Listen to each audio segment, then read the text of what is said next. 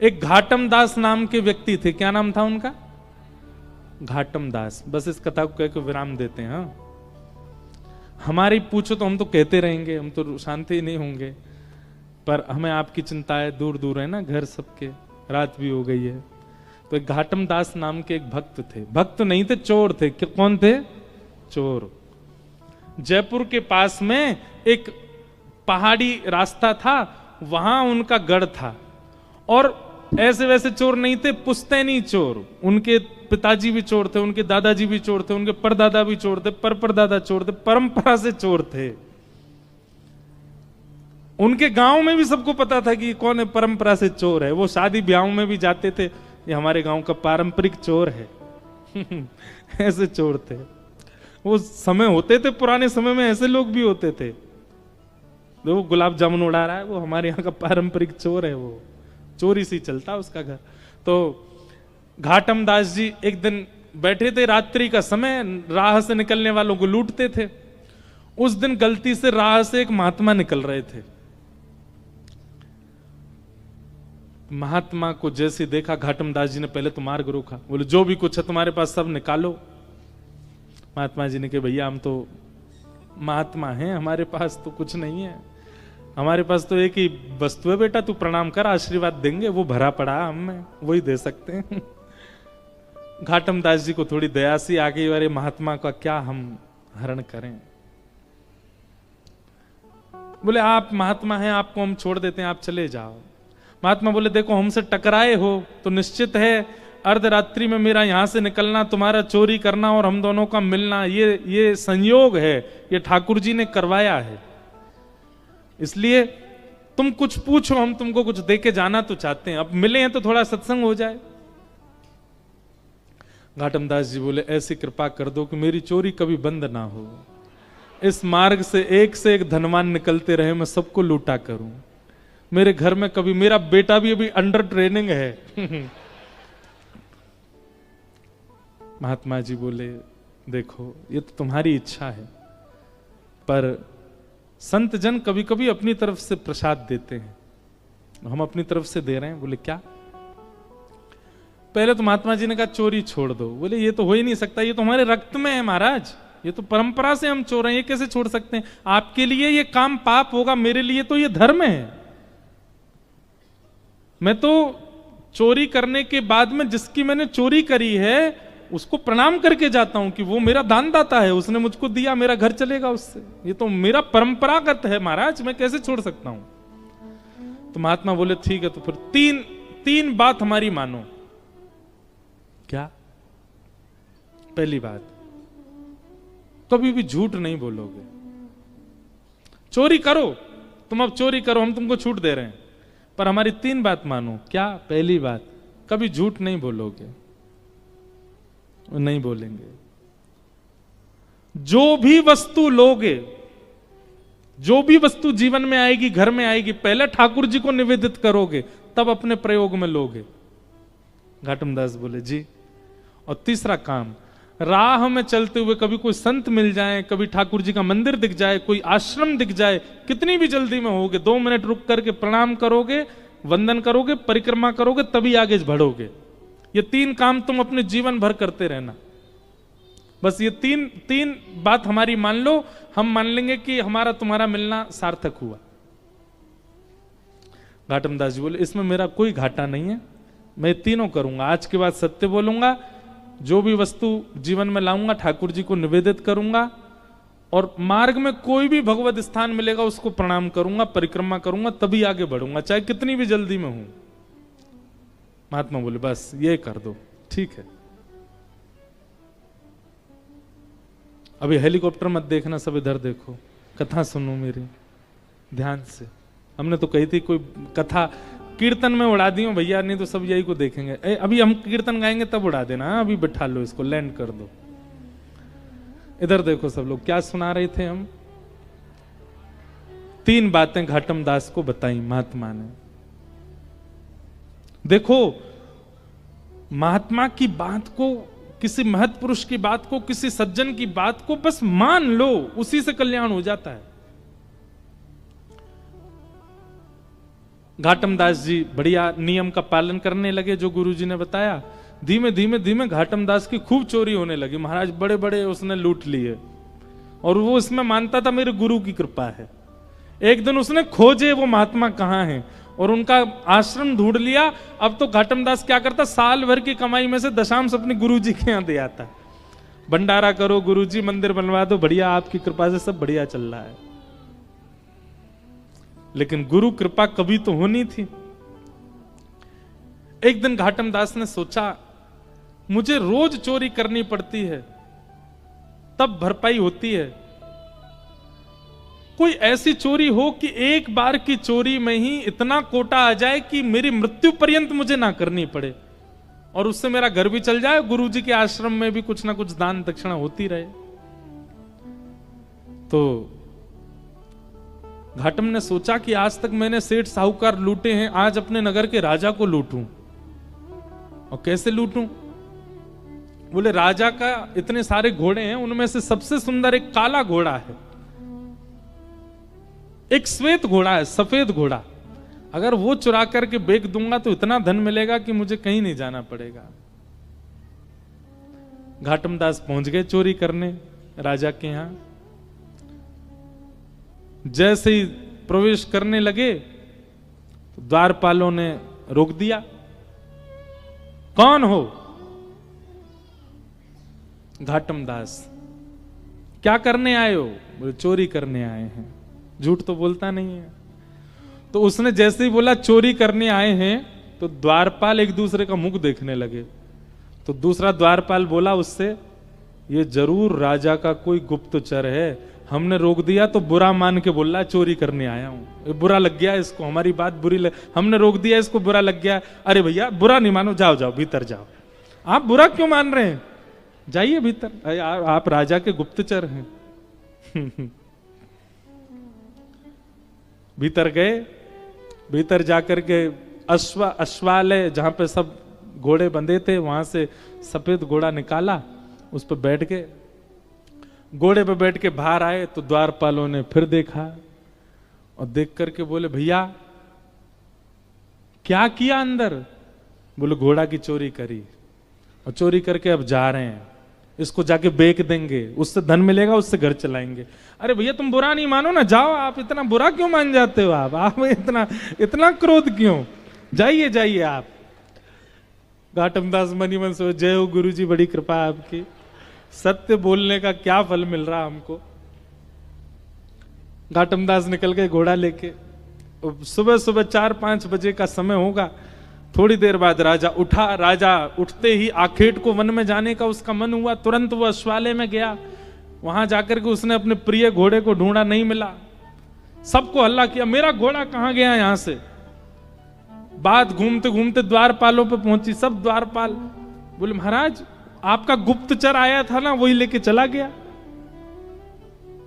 बोले मेरा गुप्तचर? मेरा कोई गुप्तचर नहीं, मैं तो सो के अभी उठा हूं, हाथ मुंह धो के आखेट को वन में जा रहा हूं।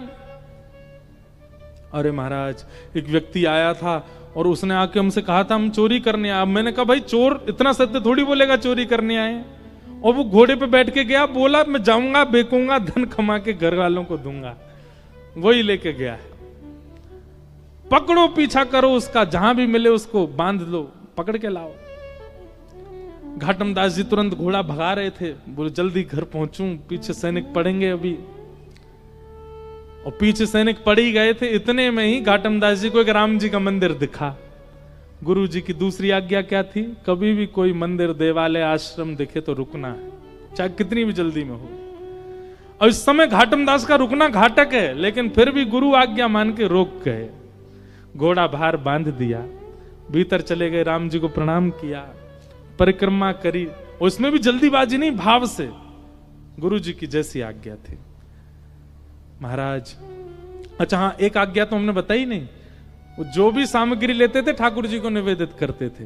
तो राम जैसे वो घोड़ा चुराया, घोड़ा चुराते ही सबसे पहले उसका स्पर्श करके हे राम जी ये आपका है, इसको स्वीकार करो। राम जी को निवेदित करके तब चोरी करता था। तो राम जी को निवेदन करने के कारण और गुरु आज्ञा मानने के कारण राम जी इतने रीझ गए उससे कि बाहर जो अश्व खड़ा था वो था सफेद, पर जब तक सैनिक आए वो पूरा काला पड़ चुका था। सैनिकों ने अश्व को देखा, अश्व की कद काठी और उसका रूप देख करके बोले ये है तो हमारे राजा का ही, पर ये काला सा कैसे हो गया। तभी भीतर देखा तो घाटम दास, द्वारपालों ने कहा यही है, यही चुरा के ले गया था। घाटम दास को पकड़ के बोले क्यों भैया, ये घोड़ा तुमने चुराया? बोले जी मैंने चुराया। कहां से चुराया? बोले आपके अश्वालय से चुराया। बोले ये तो श्वेत था, ये काला कैसे हो गया? बोले ये मुझे नहीं पता, पर जब ये मिला था तो मैंने बस ठाकुर जी को निवेदित कर दिया। ठाकुर जी को निवेदित करने के बाद ये काला कब पड़ा, अब ये मुझे नहीं पता। अब भैया ये तुम्हारे राजा का थोड़ी, अब तो ये राम जी का हो गया। अब राम जी को जैसा घोड़ा प्रिय लगता होगा वैसा बन गया, उनको सांवला प्रिय होगा इसलिए सांवला बन गया। सैनिक बोले क्या उटपटांग बातें करता है, इसको पकड़ के ले चलो राजा के पास। राजा के पास ले गए। राजा अपना घोड़ा देख के हैरान, बोले ये काला कैसे हो गया, ये मेरा घोड़ा नहीं है। अब घाटम कह रहा नहीं नहीं ये आपके यहां का ही घोड़ा है, पर आपका नहीं है। अब ये राम जी का हो गया है, अभी राम जी का है और उनकी प्रसादी में स्वीकार कर रहा हूं। सब आश्चर्य में बोले सच भी बोल रहा है और इसकी बातों पे विश्वास भी नहीं हो रहा, घोड़ा काला पड़ गया है, क्या क्या चल रहा है समझ नहीं आ रहा। तो राजा बोला मुझे एक बात याद है, मेरे घोड़े के गले पर एक मस्सा है, यदि वो मस्सा इसके है तो ये घोड़ा मेरा है। जैसे उसका गला देखा तो वहां मस्सा था। अब सब उसको पूछा ये काला कैसे पड़ा? बोले नहला के देख लो, धुला के देख लो, रगड़ के देख लो, मैंने कोई रंग नहीं पोता इस पे। राजा को विश्वास करना पड़ा उसकी बात पर। बोले ये काला हुआ कैसे? बोले मैंने राम जी को निवेदित किया था। उनकी बात सुनकर के राजा इतना प्रसन्न हो गए कि राजा ने घाटम दास जी की गुरु आज्ञा पर प्रसन्न होकर के, रीझ करके, और राजा ने उनसे कहा देखिए महाराज आप भले ही चोर हैं पर मैं आज आपको एक ऑफर दे रहा हूं अपनी तरफ से। क्या? इस राज्य की गुरु पदवी खाली, आप हमारे गुरु बन जाओ, हमारे राज्य गुरु हो जाओ। घाटम दास जी महाराज, उनके पद भी आते हैं भक्तमाल जी में, नव भक्तमाल राजस्थान के भक्तों में। तो घाटम दास जी महाराज इतना रोए, बोले मैंने चोरी नहीं छोड़ी और चोरी के साथ साथ केवल गुरु आज्ञा का पालन किया और उसका फल मुझे यह मिला कि आज केवल गुरु आज्ञा से मैं एक राजगुरु बन गया। यदि मैंने चोरी भी छोड़ दी होती, दुष्कर्म भी छोड़ दिए होते और तब गुरु का पालन किया होता तो आज एक राजा की गुरु पदवी नहीं, आज प्रभु श्री राम की गोद प्राप्त हो गई होती, वो मुझे अपनी गोद में ले लेते। ये गुरु आज्ञा का फल है। ऐसे घाटम दास जी महाराज का चरित्र सुनाया गया है। उनका एक पद मुझे बहुत अच्छा लगता है, मैं ढूंढ रहा हूं मिल जाए तो। अपने घर के ठाकुर जी, उनको एक बार को सेवा ना करें चलेगा, पर वृंदावन जाए तो बिहारी जी दर्शन जरूर होने चाहिए। दोनों समान हैं। ये समत्व कब आएगा? जब सत्संग अतीत हो, जब आपकी थ्योरी बढ़िया होगी तो प्रैक्टिकल अच्छा जाएगा ही। इसलिए हमारा आपसे निवेदन है, हम लोग बहुत धनवान हैं, सनातन धर्मावली हमारे लिए इतने शास्त्र प्रकट करके गए हैं श्री वेदव्यास जी महाराज। किसी एक शास्त्र को जीवन भर के लिए एक शास्त्र को प्रदान कर दीजिए, आपसे ज्यादा प्रसन्न व्यक्ति कोई नहीं होगा जीवन में। किसी एक शास्त्र को पूरा जीवन दे दीजिए, बस उस शास्त्र की कही मानिए बस। और सबसे सरल मानस जी हैं, रामचरित्र मानस। हमारे मध्य प्रदेश में और पूर्वी उत्तर प्रदेश में तो मानस जी का पाठ घर घर में होता है। उन्हीं का आश्रय ले लीजिए। जब तक आप ग्रंथाकार का आश्रय नहीं लेंगे, आपको मूर्ति आकार ठाकुर जी में भाव उत्पन्न नहीं कर पाओगे आप। तो एक ब्राह्मण थे काशी में, वो नित्य भागवत जी का पाठ करते थे। और भागवत जी के पाठ के पीछे उनका उद्देश्य कोई पुण्य की प्राप्ति नहीं। सब लोग इधर देखो, इधर देखो, यहां देखो, ध्यानपूर्वक सुनो। चाहे ब्रह्मा जी आ जाए यहां पे, आपको देखना हमको ये। यत्र यत्र रघुनाथ कीर्तनम तत्र तत्र कृतमस्तकाञ्जलिं बाष्पवारि परिपूर्णलोचनं मारुतिम नमत राक्षसांतकम। एक बार हनुमान जी कथा सुन रहे थे। हनुमान जी कथा ही सुनते हैं। पूरी हनुमान चालीसा में गोस्वामी तुलसीदास जी महाराज ने सिंदूर चढ़ाने का वर्णन नहीं किया, लड्डू के भोग का वर्णन नहीं किया। इसका मतलब ये नहीं कि नहीं करो, करना है, सिंदूर चढ़ाना है, लड्डू का भोग लगाना है, अकहुआ के पत्ते चढ़ाने हैं, सब कुछ करना है। पर गोस्वामी जी ने एक भाव का वर्णन किया, क्या? प्रभु चरित्र सुनवे को रसिया। कथा सुनने के रसिया हैं हनुमान जी। तो एक बार हनुमान जी कथा सुन रहे थे और कथा में राम जी का इतना विरह हुआ हनुमान जी को कि दोनों भुजा उठा करके हनुमान जी रुदन करने लगे। राम जी से देखा नहीं गया। राम जी मन में सोचने लगे हनुमान जी इतने विरह में हैं, चलो इनको दर्शन दे दो।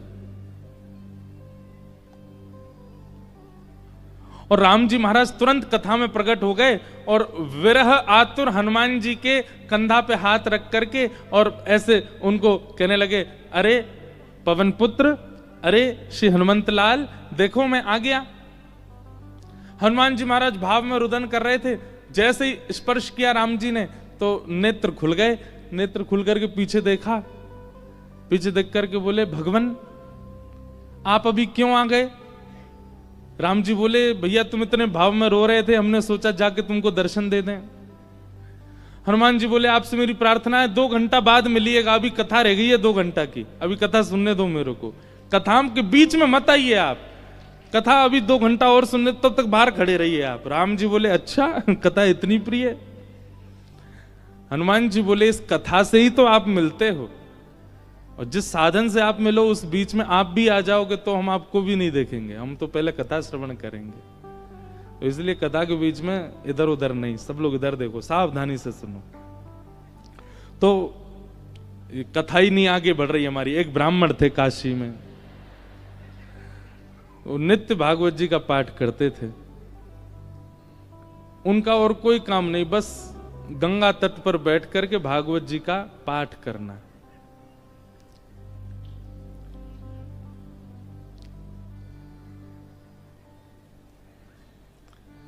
धीमे धीमे उनकी आयु बढ़ने लगी। एक दिन परिवार के सब लोगों ने कहा, भैया ये कोई इनका काम धंधा शुरू करा दो, पूरे दिन पाठ करते रहते हैं भागवत जी का।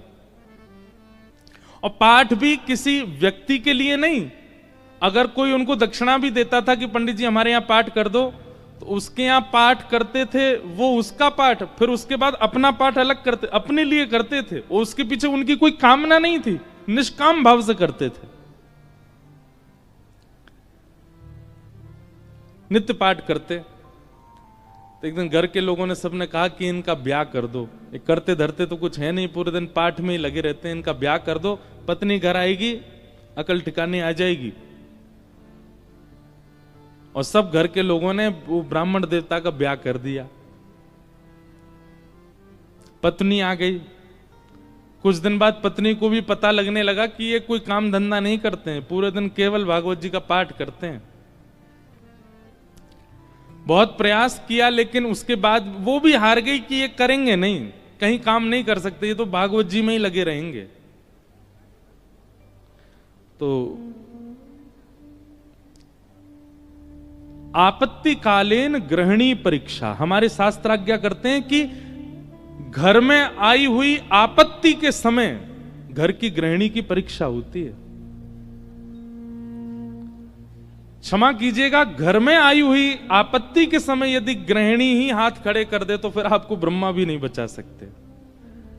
लेकिन घर में यदि कोई आपत्ति आ जाए और घर की नारी, घर की गृहिणी यदि वो अपना बल साध ले, वो ना टूटे, वो ना विचलित हो, चिंता मत कीजिएगा, आप उस संकट के सागर से निकल जाओगे। ये वेद प्रमाण है, ये शास्त्र प्रमाण बात है। इसलिए माताएं बहनों को एक बात हम कहें कि पति के ऊपर, बच्चों के ऊपर, परिवार के ऊपर कितने भी संकट आए, बाकी समय आप भले कितने भी आंसू बहाओ, लेकिन घर में आए हुए संकट के समय आप बस थोड़ा सा मजबूत हो जाइए, आपकी मजबूती से पूरा घर संभल जाएगा। आपत्ति कालेन गृहिणी परीक्षा।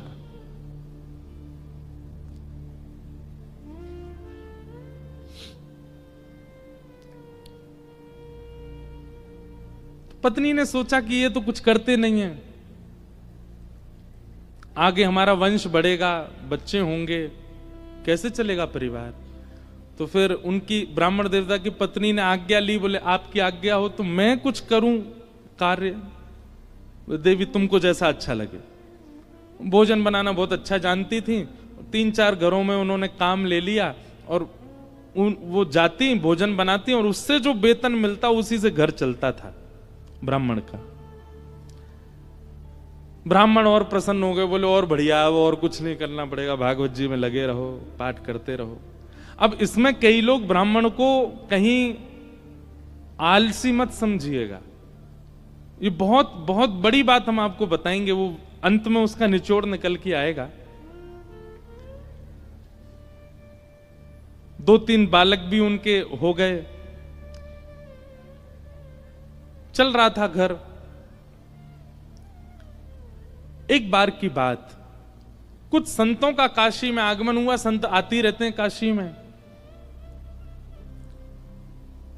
पर असमय में आना हुआ, बिना समय के संतों का आना हुआ। और उन्होंने किसी से पूछा, बोले भैया हम 5-10 मूर्ति हैं, कहीं प्रसाद पाने के इच्छुक हैं, कोई वैष्णव परिवार हो तो हमको बताओ। तो एक राह चलते व्यक्ति ने उन्हीं ब्राह्मण का घर बता दिया, बोले यहां चले जाइए, यहां बहुत एक सेवानिष्ठ और बड़े शास्त्रों का अध्ययन करने वाले ब्राह्मण रहते हैं, इनके पास चले जाइए, आप ये प्रसाद पवा देंगे। संतों ने घर में प्रवेश किया। ब्राह्मण देवता तो अपने पाठ में लगे थे, भागवत जी का ही पाठ कर रहे थे, और उनकी पत्नी बच्चों को, पति को स्वयं प्रसाद आदि पाकर के सारे बर्तन मांज करके उसने रखे ही थे। उसी समय संतों का आना हुआ और संतों ने आगे कहा, आओ बिटिया, हम 10 मूर्ति हैं, हम लोग अयोध्या से प्रयागराज जा रहे हैं, काशी बीच में पड़ा, किसी ने बताया आपका घर वैष्णव का है, बड़ी जोर की भूख लगी, ठाकुर जी को प्रसाद पवाओ और प्रसाद पवा के हम लोगों को प्रसाद बांट दो। ब्राह्मणी बेचारी बड़ी प्रसन्न हो गई कि मेरे घर आज संत पधारे हैं प्रसाद पाने। तुरंत उसने जाकर के रसोई घर में सामग्रियां देखी, सामग्री इतनी थी नहीं कि उन सबको पवाया जा सके। दौड़ी दौड़ी अपने कक्ष में गई, जाकर के अपने जो उसका धन वो कमाती थी उसको जाकर के देखा कि जाऊं लेकर के आऊं, तो वह भी इतना नहीं था कि उन 10 महापुरुषों की सेवा हो सके। और ब्राह्मण का एक स्वभाव है कि और अगर ये स्वभाव किसी ब्राह्मण में नहीं है तो वो ध्यान से सुने, ये ब्राह्मण का स्वभाव होना चाहिए। ब्राह्मण दान मिले तो लेने का अधिकारी होता है, पर मांगने का अधिकारी नहीं है। मांगे ना, ब्राह्मण का स्वाभिमान है, वो मांगता नहीं है और मांगना चाहिए भी नहीं।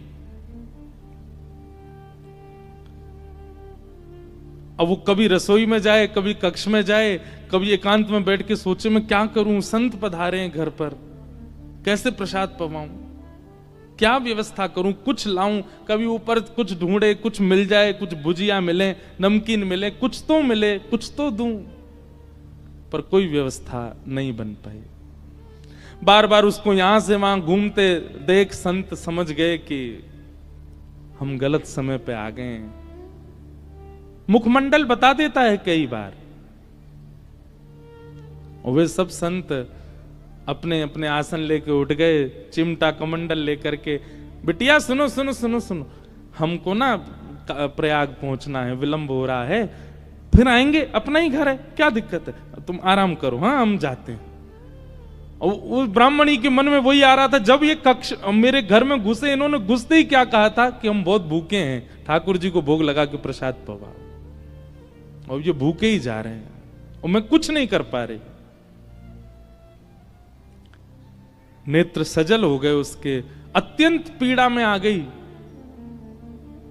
आज तक तो अपने पति से कुछ कहा नहीं था, पर आज कक्ष में प्रवेश करके ताम्रवर्ण आंखों का हो रहा था और बस चिल्लाने लगी, बोले तुमसे ब्याह किया मैंने, आपने जैसे चाहा वैसे रही मैं, आप नहीं करते कुछ तो घर घर जाके प्रसाद बना करके घर चलाती हूं मैं भूखी रह जाऊं, बच्चे भूखे रहें, आप भी भूखे रह जाते हैं तो भी इतनी पीड़ा मुझको नहीं होती है। पर आज संत पधारे थे हमारे यहां, महापुरुष पधारे थे हमारे यहां, कल्पवासी महात्मा आए थे हमारे यहां। वो अभागा दुर्भाग्यशाली घर है जहां से संत भूखे चले जाते हैं, निराश चले जाते हैं, और आप पूरे दिन ये भागवत जी में लगे रहते हो।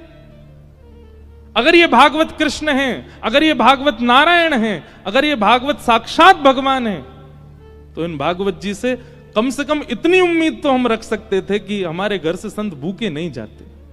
क्या दिया भागवत जी ने हमें?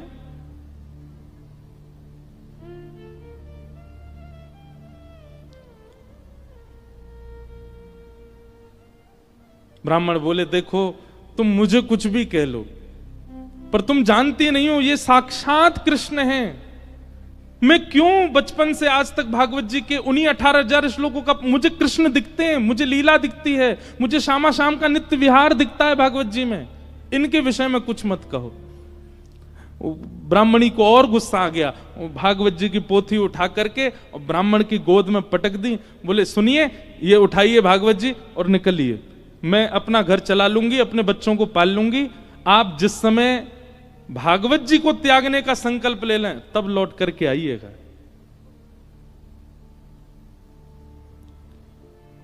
ब्राह्मण के नेत्र सजल हो गए, हृदय से लगा लिया भागवत जी को, निकल पड़े, घर से ही निकल गए और गंगा जी के तट पर जाकर के खूब रोए, खूब रुदन किया।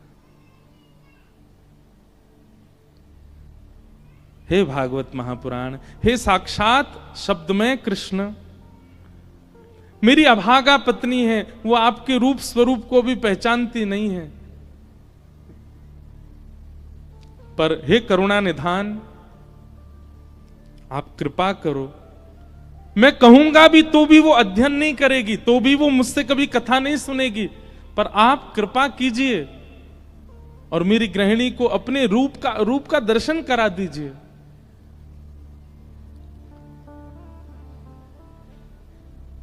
प्रबल प्रेम के पाले पढ़कर हरि को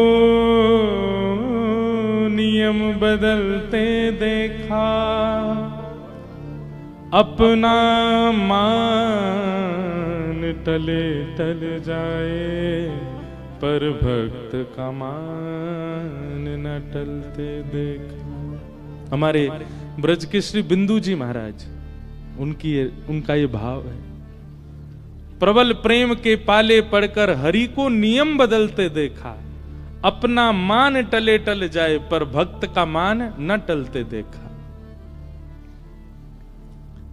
इतने में ही नन्हे से कन्हैया, ऊंची धोती पहनी, घुटने घुटने तक, नीचे के पांव ठाकुर जी के दिखाई दे रहे हैं, उनमें सुंदर सुंदर कड़ूला पहने, कड़ूलान में भी छोटे छोटे घुंघरू लगे हैं, कमर में करधनी पहनी है, करधनी में भी छोटी छोटी घंटी लगी है, गले में सुंदर दो हार पहने हैं, हाथों में बाजूबंद, ऐसे हाथों में कड़ूला, और सिर पर एक स्वाफा बांध करके सांवले सलोने कमल नेत्र ठाकुर जी प्रकट हो गए काशी में। लेकिन ब्राह्मण को नहीं दिखे अभी, बस कहीं हो गए प्रकट, और प्रकट होकर के एक डलिया उठा करके सिर पर रखी, और महाराज जैसे कोई बालक कुछ बेचने के लिए जा रहा हो, ऐसे ठाकुर जी उस डलिया को लेकर के ब्राह्मण के घर जा रहे हैं। ब्राह्मण के घर पहुंच गए, ब्राह्मण गंगा किनारे अभी रो रहा है, और उसके घर पहुंच करके बाहर से उसके गेट को खटखटाने लगे। ब्राह्मणी निकल करके बाहर आई, जैसे ही दरवाजा खोला, सांवरे सलोने नंद नंदन, अब वो क्या जाने की है नंद नंदन, बस उसको तो ये दिख रहा था कोई किसी मैया का सुंदर सा बालक है, श्रृंगार करके डोल रहा गली में। जैसे द्वार खोला, द्वार खोल करके बोली, अरे बालक तुम कौन हो, कहां से आए हो, माताजी कहां तुम्हारी, पिताजी कहां, अकेले कहां घूम रहे हो, और ये इतनी भारी डलिया लेकर के कहां जा रहे हो। डलिया के ऊपर वस्त्र पड़ा था।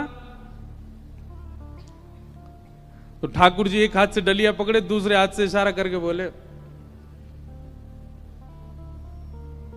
मानो इशारा कर रहे हैं हम गूंगे हैं, बोलना नहीं जानते।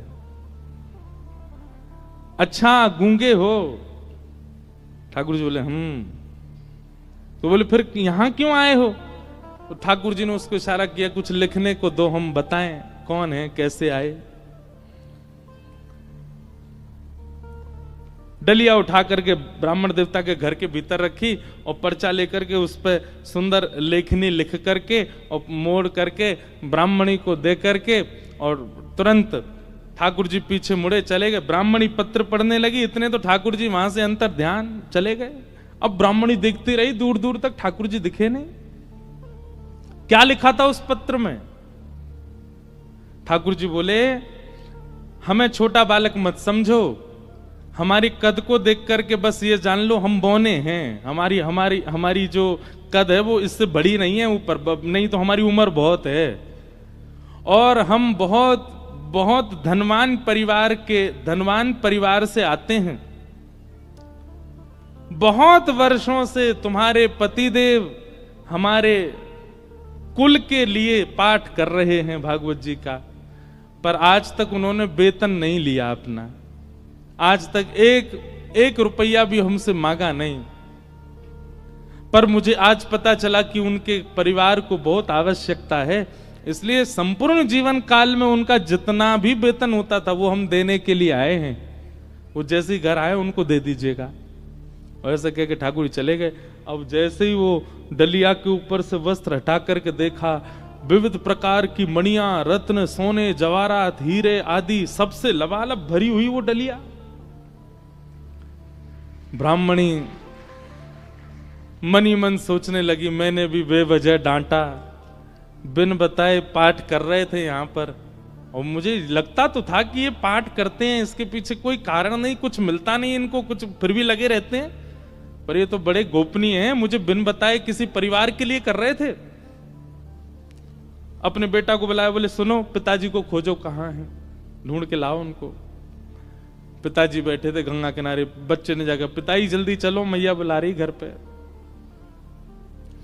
शाम हो गई, लौट करके ब्राह्मण आए, बड़े उदास हताश हृदय से भागवत जी लगी हैं। जैसे ही घर आए, आज घर का स्वरूप ही बदल रहा था, बढ़िया सुंदर दिए जल रहे हैं बाहर। द्वार खोल करके देखा तो पत्नी का भी स्वरूप बदल गया है, बालक भी बिल्कुल नए नवीन कपड़े पहन करके विचरण कर रहे हैं।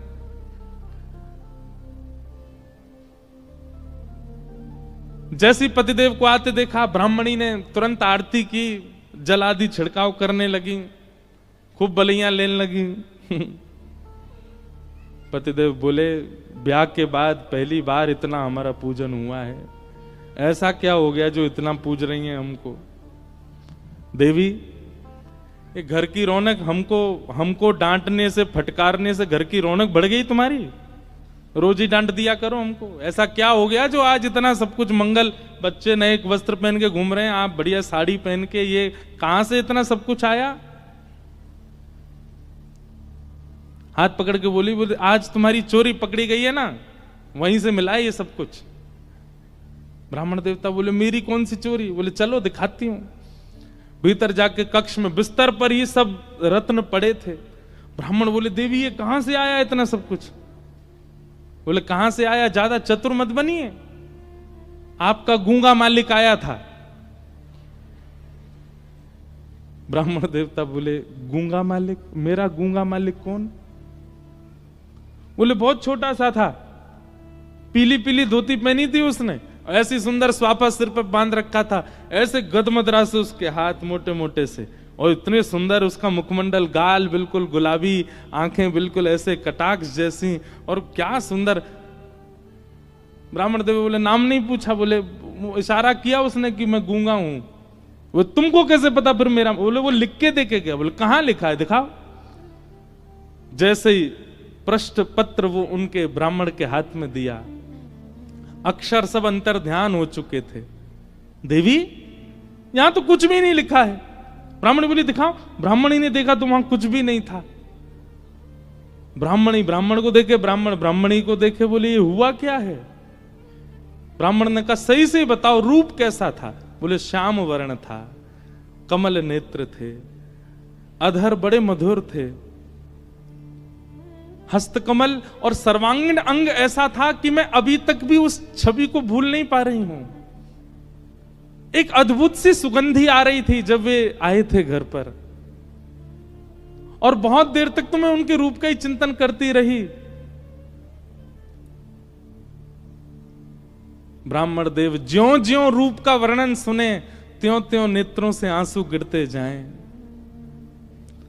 तुरंत भागवत जी को खोला और खोल करके दसम स्कंद के वेणु गीत के श्लोक को उद्धृत करना प्रारंभ किया और पत्नी से कहा मैं एक श्लोक की व्याख्या करूंगा, बताना ऐसा ही रूप था क्या?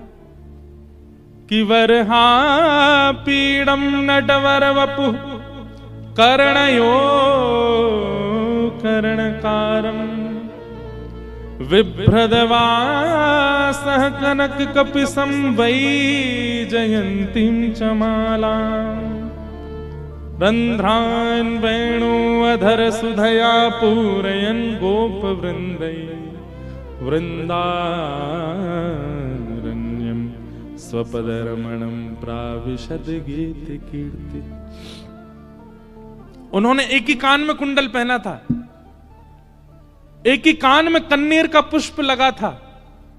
ब्राह्मणी बोली हाँ हाँ, एक कान में कन्नेर का पुष्प था, गले में 2 स्वर्ण की माल और उसके साथ एक वैजंती माला थी। ब्राह्मणी बोली हाँ, उनके गले में वैजंती माला भी थी। पीतांबरी ऐसी चमक रही थी मानो सूर्य को भी लज्जा हो जाए। बोले हाँ, ऐसी ही उनकी पीतांबरी थी। नेत्र बंद हो रहे हैं और खुल रहे हैं। ये बंद होना खुलना, इसमें ऐसा लगता था कि मानो जैसे हम कहीं खो जाएंगे, हम कहीं डूब जाएंगे इनके रूप माधुरी में। बोले हाँ, ऐसा ही रूप था।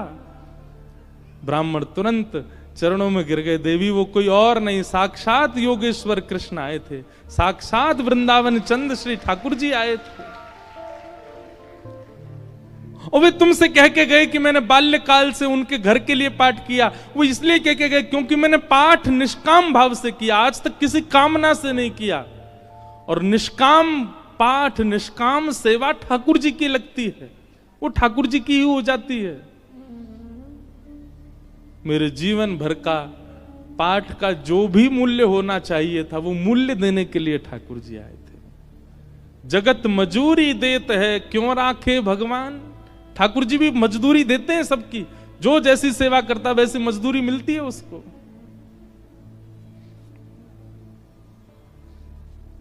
ब्राह्मण आनंदित हो गए और उसी काल से वो ब्राह्मणी भी जीवन यापन के लिए कार्य तो करती, पर भागवत जी की साधिका हो गई और नित्य भागवत जी का पाठ करने लगी। भागवत कोई ग्रंथ नहीं है, कोई किताब नहीं है, कोई पोथी नहीं है। और एक बात कह दूं तो कोई अतिशयोक्ति नहीं, पुराण से ऊंचा हमें शब्द मिला नहीं, इसलिए हम पुराण कहते हैं। श्रीमद् भागवत सचल श्री कृष्ण है, साक्षात कृष्ण है। आपको शायद राधा रमण जी के मंदिर में श्री कृष्ण की प्रतिमूर्ति, श्री कृष्ण का भाव का अनुभव ना हो, पर कथा में हो जाएगा। आपको शायद कभी वृंदावन में वो अनुभव ना हो जो कथा में हो जाएगा। क्यों? कथा में सचल शब्द के रूप में श्री कृष्ण विचरण करते हैं। ऐसी भागवत जी को हम बारंबार प्रणाम करते हैं, वंदन करते हैं। बोलो भागवत महापुराण की। ऐसी भागवत जी। इसलिए एक एक शब्द, एक एक भाव बहुत ध्यानपूर्वक सुनना है कथा का, क्योंकि श्री कृष्ण है। कल हम लोगों ने महात्म की चर्चा सुनी। आइए आज से प्रथम स्कंद में हम लोग प्रवेश करते हैं। जन्माद्यस्य तोन्मयादितरतः चार्थे स्वविज्ञस्वराट् तेने ब्रह्म हृदय आदि कवये मुह्यन्ति सूरयः तेजो वारि मृदां यथा विनिमयो यत्र त्रिशर्गो मृषा धाम्ना स्वेन सदा निरस्तकुहकं सत्यं परम धीमहि। सत्यम परम धीमहि। जो लोग उठ गए हैं वो धीमे धीमे आगे आ जाओ, ऐसे आओ कि किसी को पता भी नहीं चले, खिसक के ही आगे आ जाओ, उठ के मत आओ। भागवत जी का पहला श्लोक, जन्माद्यस्य यतोऽन्वयादितरतश्चार्थे स्वविज्ञस्वराट्। ऐसे हल्ला करके मत आओ भैया, धीमे धीमे खिसक के ही आ जाओ। और जो कार्यकर्ता भी हो वो भी सबको बैठे बैठे ही आगे आने को बोल दो। जन्माद्यस्य यतोऽन्वयादितरत, सावधानी से सुनो सब लोग। वेदव्यास जी महाराज ने भागवत जी की रचना में प्रथम श्लोक जकार से प्रारंभ किया, ज शब्द से प्रारंभ किया। हमारे व्याकरण में ऐसा कहते हैं कि जकार जो है ये दग्धाक्षर है। संस्कृत के विद्वान यदि किसी शुभ स्तुति का प्रारंभ करते हैं तो ज शब्द पहले नहीं बोलते, क्योंकि ज शब्द जो है, ऐसा नहीं है कि नहीं बोलते, पर ज शब्द को दग्धाक्षर कहा। दग्धाक्षर मतलब लिखने वाला, बोलने वाला, कहने वाले का हृदय पीड़ा में होगा तो वो ज ही बोलेगा पहले, दग्धाक्षर। भागवत जी में गोपियों ने गोपी गीत गाया। कितने लोगों को गोपी गीत याद है सागर में? वाह भैया, 5000 लोगों में 5 हाथ उठे। अब भागवत जी हो गई हैं आपके सागर में, अब हमको कुछ दक्षिणा दीजिएगा। दक्षिणा के रूप में यही दीजिए कि नित्य गोपी गीत का पाठ प्रारंभ कर दीजिए और गोपी गीत याद कीजिए। अब देखो कब याद करोगे, जीवन निकलता जा रहा है आप लोगों का। कई लोग तो बिल्कुल बिल्कुल बाउंड्री पे ही खड़े हैं। वैसे तो एक बात देखी जाए, बाउंड्री पर हर व्यक्ति खड़ा है, हर व्यक्ति बाउंड्री पर। कब उसका अंत हो जाए कोई जानता है क्या? इसलिए भैया जीवन में अब तक आपने सब करके देख लिया। गुलाब जामुन खा के देख लिया, रसगुल्ला खा के देख लिया, जलेबी खा के देख लें, और आपके सागर की कोई प्रसिद्ध मिठाई हो तो वो भी खा के देख ली, मध्य प्रदेश का कुछ प्रसिद्ध हो तो वो भी खा के देख लिया। अमरूद की चटनी बनती है ना यहाँ पे, हैं? देखो हमें पता है, खिलाई नहीं है अभी तक किसी ने, बस पता है।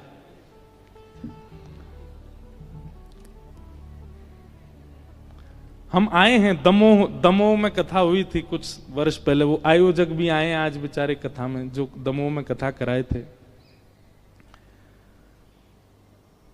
तो आपने सब कुछ करके देख लिया, आपने भोग भोग के देख लिए, रोग रोग के देख लिए, योग योग के देख लिए, सब कुछ करके देख लिया। अब बच्चा कुछ जीवन भी ब्रजवासी आयो है आपके नगर में, या की बात मान के देख लो। गोपी गीत याद कीजिए और नित्य गोपी गीत अपने घर के ठाकुर जी को सुनाओ। नहीं तो यहां अगर आपका आने का क्रम नित्य है, बालाजी को सुनाओ गोपी गीत। गोपी गीत का प्रारंभ भी जयति तेधिकम ज से ही होता है। क्यों? क्योंकि ठाकुर जी अंतर्ध्यान हो गए हैं और उस समय में गोपियां विरही होकर के ठाकुर जी को पुकार रही हैं, इसलिए ज शब्द से प्रारंभ हुआ गोपी गीत का भी। श्रीमद् भागवत जी का प्रारंभ ज शब्द से हुआ, जन्माद्यस्य। और तो सुनो, हम सबका प्रारंभ जा शब्द से हुआ। जन्म, हम सबका भी जन्म हुआ है, इसका मतलब हम सब भी कहीं ना कहीं दग्ध हृदय वाले, हम सब भी पीड़ित हैं, और निश्चित है पीड़ित हैं, इसीलिए तो जन्म हुआ। अगर पीड़ित नहीं होते तो वैकुंठ में होते। हमारे कोई पूर्व के कर्म, पूर्व के दुष्कर्म शेष रह गए हैं जो हमें भोगने हैं, पूर्व के पुण्य कर्म रह गए हैं जो हमको भोगने हैं, उसके लिए तो हम आए हैं पृथ्वी पर। इसका मतलब पीड़ित ही है हमारी आत्मा, इसलिए हमारे प्रादुर्भाव को जन्म कहा गया।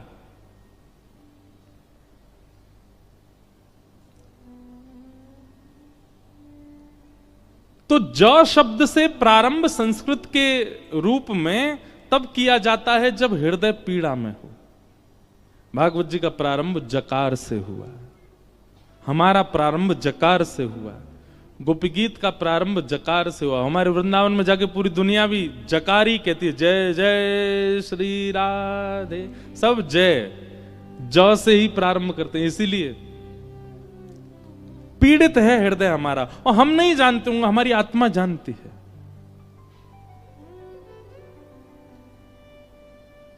जन्म से हमारा प्रारंभ हुआ है, जन्म से ही भागवत जी का प्रारंभ हुआ है। भागवत जी का पहला शब्द ही जन्म है। जन्माद्यस्य तोन्वयादितरतश्चार्थे स्वविज्ञ स्वराट। बहुत कठिन श्लोक है, मैं जितनी व्याख्या हो सकेगी करूंगा। जन्म से हमारा प्रारंभ, जन्म से ही भागवत जी का प्रारंभ। पर हमारा अंत हमको पता है। हमारा अंत क्या है? मृत्यु। क्या है? क्या है? मृत्यु। पर हमारा अंत मृत्यु नहीं होना चाहिए। हमारा विश्राम कहां होना चाहिए? तो भागवत जी का जो अंतिम श्लोक का विश्राम है वही हमारा विश्राम होना चाहिए। जब भागवत जी के पहले श्लोक का पहला शब्द हमारा प्रारंभ है, तो भागवत जी के अंतिम श्लोक का अंतिम शब्द हमारा विश्राम होना चाहिए। और विश्राम, अंतिम श्लोक क्या भागवत जी का? नाम संकीर्तनम यस्य सर्व पाप प्रणाशनो प्रणामो दुख समनस्तम नमामि हरिम परम। अंतिम शब्द क्या है? हरिम परम। क्या है? हरिम परम। हमारा विश्राम मृत्यु नहीं है, हमारा विश्राम अर्थी नहीं है, हमारा विश्राम चिता नहीं है, हमारा विश्राम हरिम परम, हरि परमात्मा के श्री चरण, वही हमारा विश्राम। वहां हमारा इतरवंश महाप्रभु बैठे हैं मंच पर, इनका विश्राम हरिम परम, श्री राधा वल्लभ जी के चरण। स्वामी श्री हरदास जी विराज रहे हैं, आपका विश्राम हरिम परम। यहां श्रीमद वल्लभाचार्य जी, इनका विश्राम हरिम परम। भक्तिमती मीराबाई, उनका विश्राम हरिम परम। गोस्वामी तुलसीदास जी महाराज, उनका विश्राम हरिम परम। कालिदास का विश्राम हरिम परम।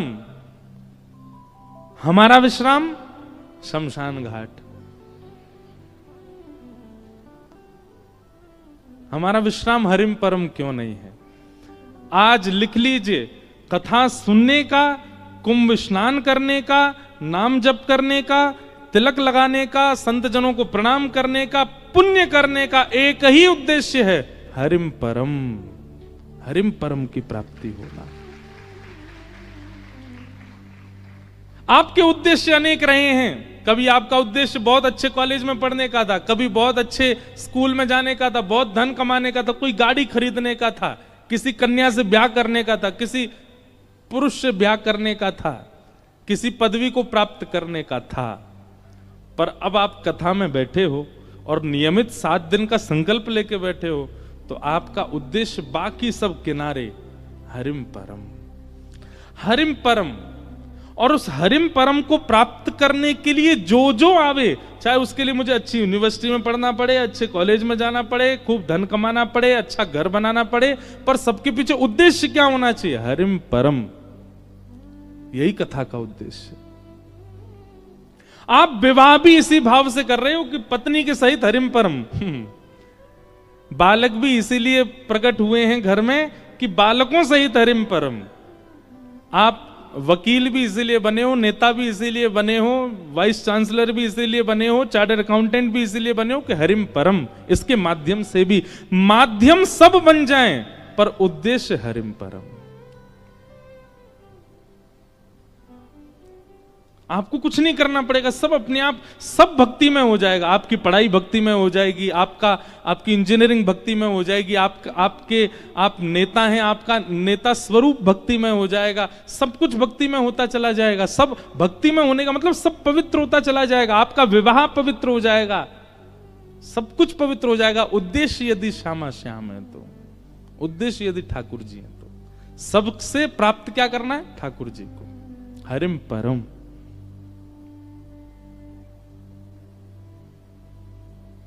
ये उद्देश्य मान लीजिए। कई लोग हमको,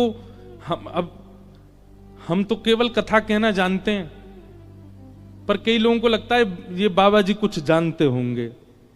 एक माता जी अभी मिली मुझको बोलती हैं प्रणाम करे, बाबा मेरे मन में क्या चल रहा है। अब मैं अपने संग पंडित जी को देखूं, मैंने कि क्या बोलूं इनको, मैंने कि मैया हम वो वाले बाबा नहीं है, हम तो केवल कथा सुनाते। नहीं नहीं, तिलक लगा रखा है आपने, हाँ धोती पहनी है। अरे भैया मैंने, हमसे केवल कथा कहनी आती है और कुछ नहीं। नहीं नहीं, मेरे मन में क्या चल रहा है बताओ। फिर हमको दो चार बातें तो पता ही हैं, वो सबके मन में होती हैं। मैंने कहा आप बहुत पीड़ा में हो। दुनिया आपके साथ अच्छा व्यवहार नहीं करती। आंखों से आंसू आने लगे मैया के, जय हो बाबा। अरे मैंने कि मैया राधे श्याम जपो, जीवन एक परीक्षा है। परीक्षा पत्र को देख करके घबराते तो सारे बालक हैं, पर जिसका अध्ययन, जिसका स्वाध्याय उचित होता है, तुरंत कलम उठा के लिखने लग जाता है, बढ़ता है आगे, सोचता है, विचार करता है, करने लगता है। और जिसका स्वाध्याय अच्छा नहीं है, वो इधर उधर ही देखता रहेगा, उसके में से देख लूं, यहां से देख लूं, वहां से। ठीक वैसे ही इस संसार में हमारी जो जीवन में आने वाली परिस्थितियां परीक्षा हैं। जिसका कथा रूपी, जिसका सत्संग रूपी स्वाध्याय अच्छा होगा, वो जीवन में आने वाली परीक्षा को पार करने लगेगा। और जिसके जीवन में सत्संग ही नहीं होगा, वो इधर उधर ही देखता रहेगा। मेरे जीवन में संकट आ गए, क्या करूं बाबा, मेरे मन में क्या बताओ। सत्संग बहुत बलवान है, आश्रय लेके तो देखो। उद्देश्य आपका क्या हो? हरिम परम, और कुछ नहीं।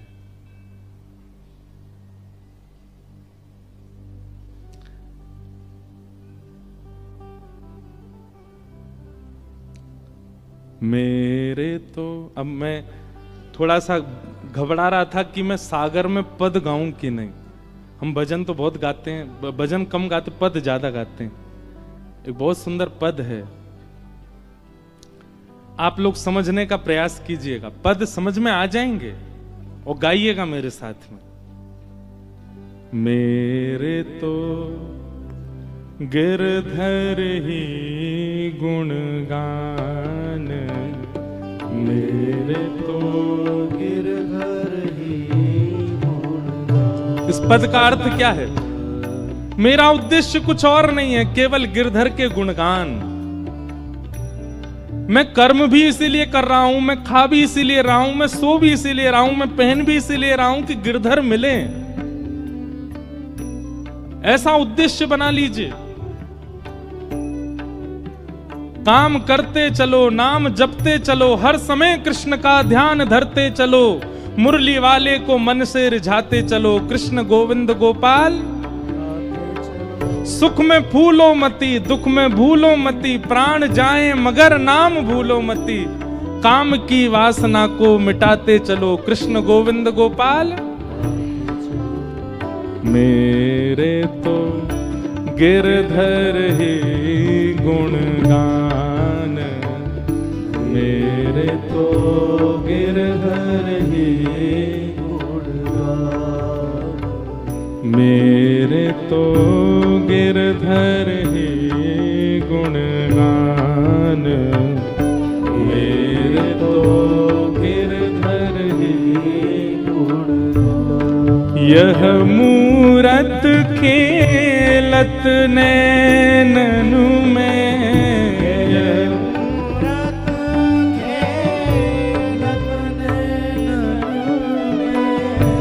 यह मूरत खेलत नैनन में,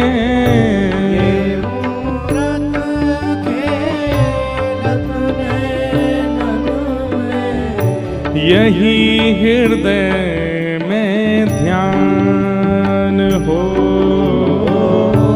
यही हृदय में ध्यान,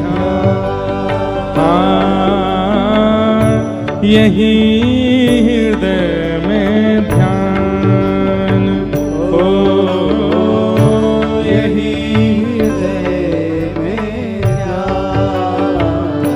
मेरे तो गिरधर ही गुणगान, मेरे तो गिरधर ही गुणगान, मेरे तो गिरधर ही गुणगान, मेरे तो गिरधर ही गुणगान। प्यारे गिरधर लाल की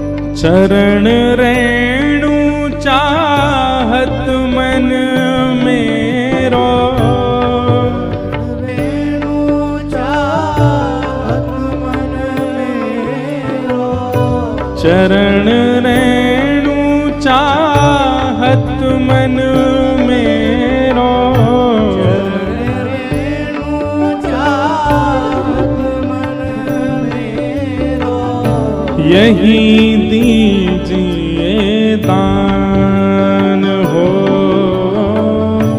यही दीजिए दान। हे कृष्णदास को जीवन गिरधर, कृष्णदास को जीवन गिरधर, हम सब को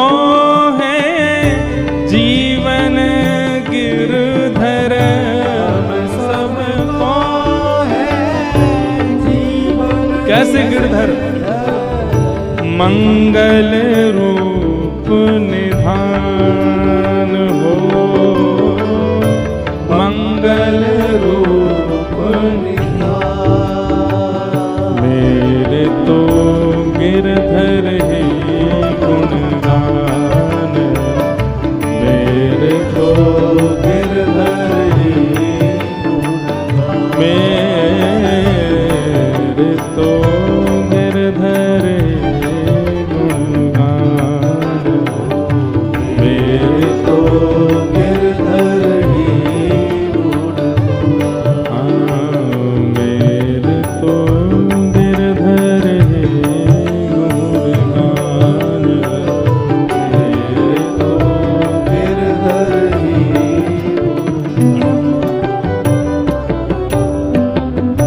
हमारे ब्रज में कृष्णदास अधिकारी हुए एक, वो कृष्णदास अधिकारी जी ये पद गा रहे हैं। वो क्या कह रहे हैं? मेरे तो गिरधर ही गुणगान।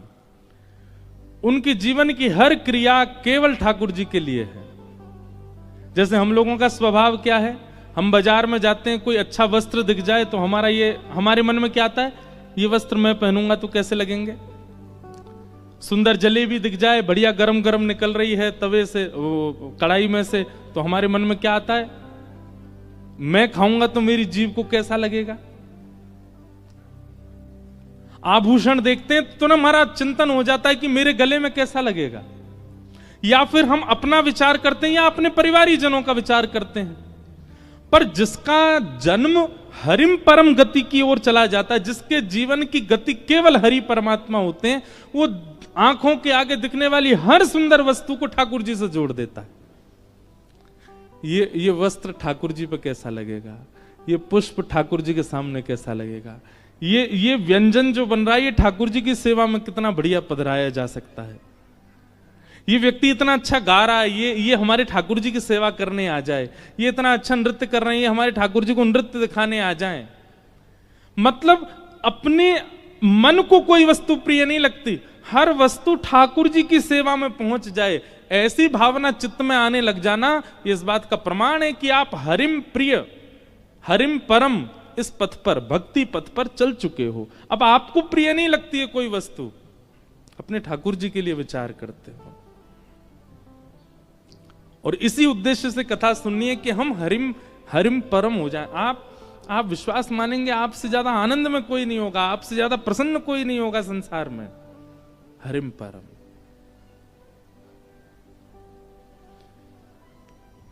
तो जन्माद्यस्य यतोऽन्वयादितरतः,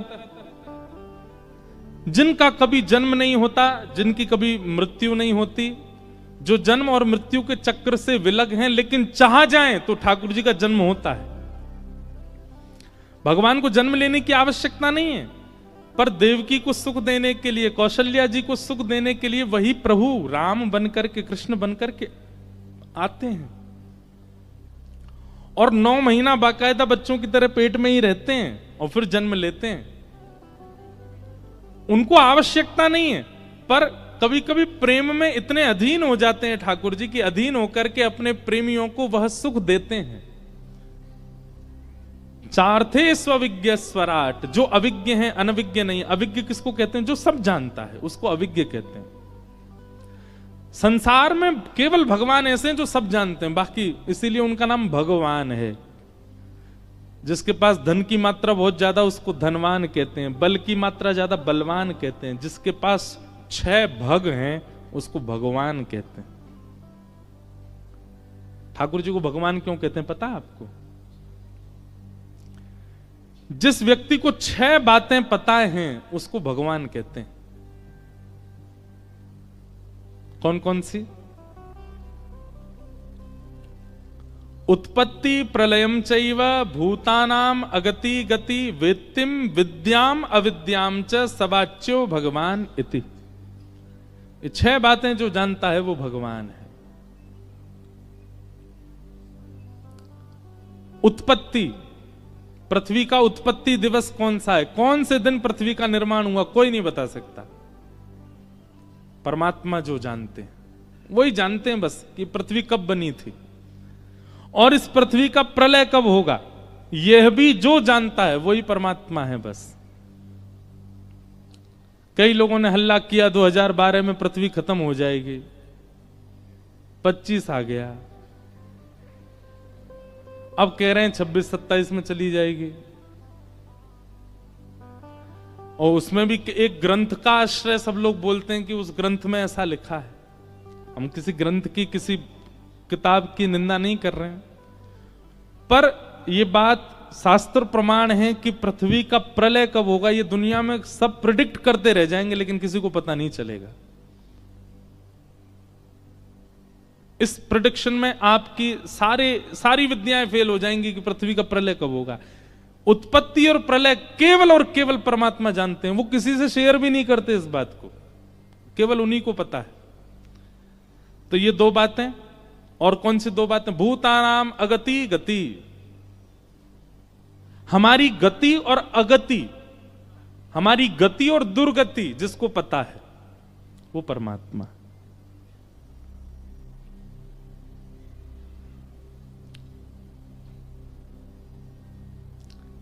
किसी ने प्रेडिक्शन किया था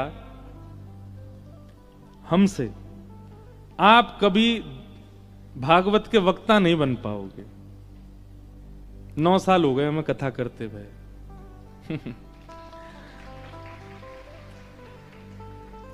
व्यक्ति की गति और अगति यह भी केवल परमात्मा जानते हैं।